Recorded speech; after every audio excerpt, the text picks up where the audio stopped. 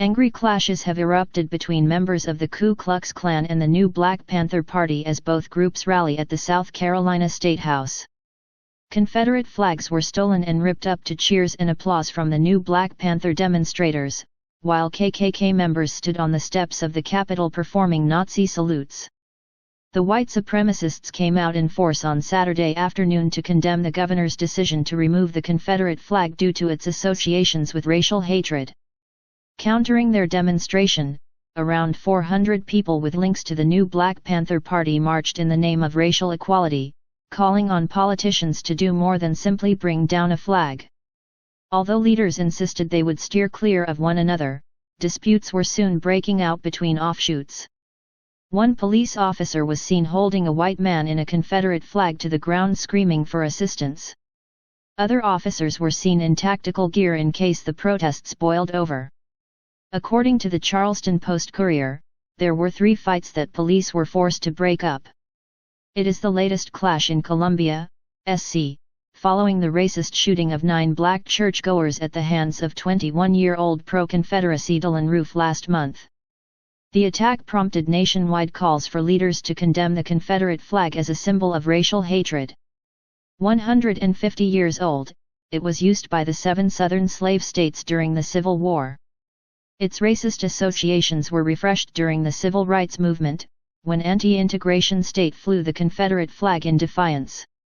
Many of the southern states, where the flag remains prominent, agreed and moved the flag to a museum, notably including South Carolina. But hitting back, around 300 Ku Klux Klan members applied for a rally permit to swarm the Capitol grounds on Saturday afternoon.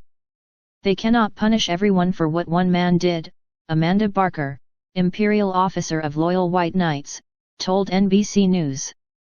An automated message on the Loyal White Knights' answering machine said, "We will be at the State House in Columbia, SC, standing up for our Confederate history and all the Southerners who fought and died against federal tyranny.